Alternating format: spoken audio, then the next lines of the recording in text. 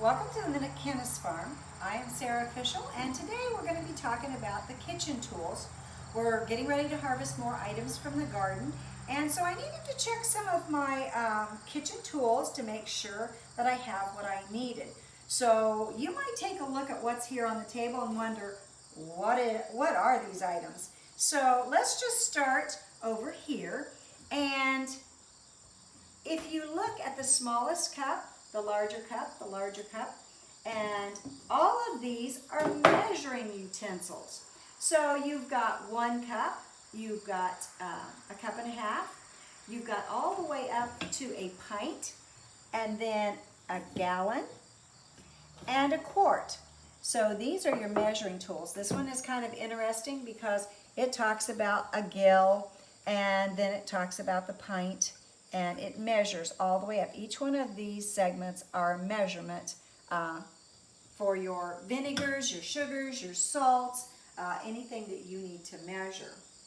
So another one of the tools that we use when I get ready for canning and processing cucumbers or beets or anything like that, I like to have salt, and so this is my salt shaker. And you can see, and you can just salt and shake. Perhaps when the men start to bring in the animals and we start to process the animals, we like to have sausage.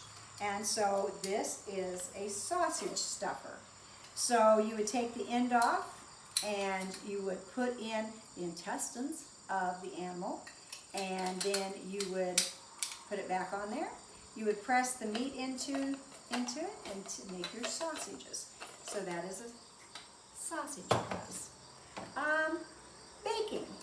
You might want to sift some flour, and you would put it in there and sift it right through, and you would have a lighter baking item because you sifted with it. Now, a lot of times, because my family has 10 children in it, I'm baking large batches of bread or cake and whatever, and so this is my whip, and I'm whipping things together. So I sometimes need nutmeg or cinnamon ground up, and I would take the cinnamon and I would just grind it here on the little grinder. It's not really a grinder, it's more of a grater, picking the right word here. But that's a little grater for nutmeg or cinnamon, and of course your scoop for your flour, and knife. This is another biscuit cutter. You can do fancy biscuits with a little edge on it, or you can do a plain biscuit. So if company's coming, you want to be a little fancier, you use that. Your spatula for flipping flapjacks. Maybe you're buttering the top of bread when you're getting ready to bake it and you want to put a nice slice of butter on the top, and that. Anytime you're using brine or salt or things like that, you should be using a wooden spoon, because the wooden spoon doesn't cause the chemical reaction that you might get from using metal. So, and of course then your shears. So if you need to cut, the ends off your vegetables, or cut some cheesecloth for putting a bag together with your cinnamon, your clove, and different things that you want to put into your pickles, that is what that is for. Different sized biscuit cutters or cookie cutters. You have those, or you want to get creative and have a shape. You have a lot of different type of cookie cutters that have different shapes on them, which makes it kind of interesting for the kids. You have little jello molds or pudding molds. A lot of times we make puddings for fancy dinners, Thanksgiving, Christmas, and that's a pudding mold. So, and in here, this is a container where we store our maple sugar. And of course, all the kids like to find this container and get into it. This is an interesting thing. This is our sieve.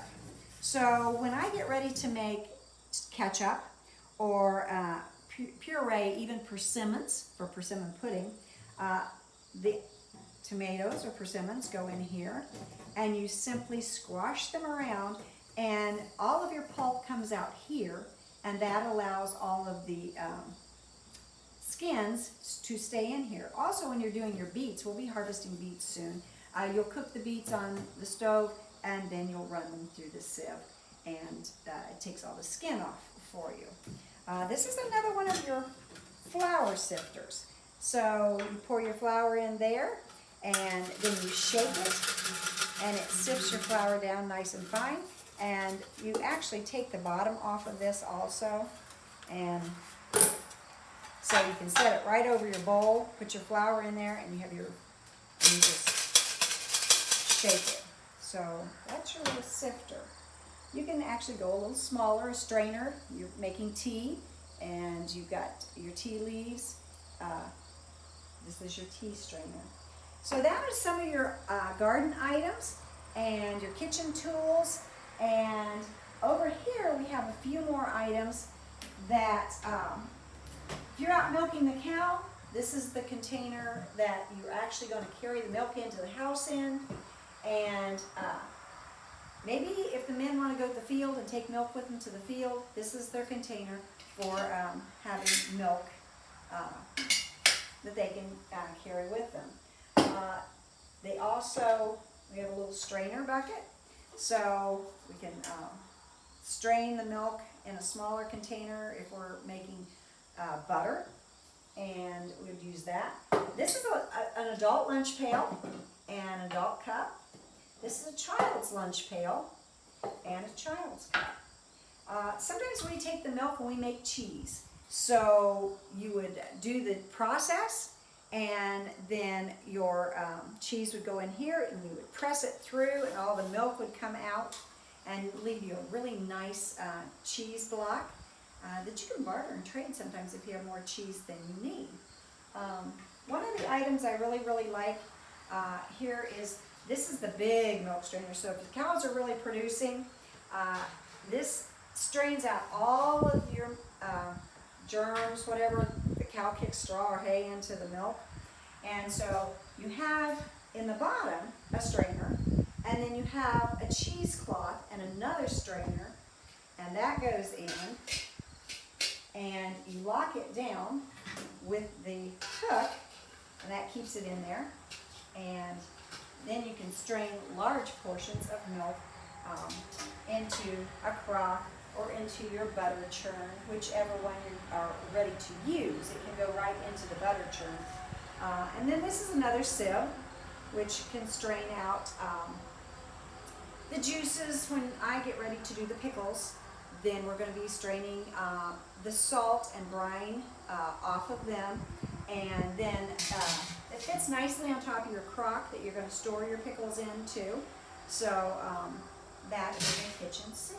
So those are some of our kitchen items that we have. Most of them are made by tin, and when the tin peddler comes by and I need something new, such as the candle holder, I just tell him, hey, the mice are eating my candles. What can I do? And so he makes something like this candle holder, and we can store our candles in there. The mice can't eat them, and that way we have no waste in this house, thanks to the mice. So I want to thank you for tuning in today to our kitchen tools at the McKinnis House, and we'll see you again. Thanks.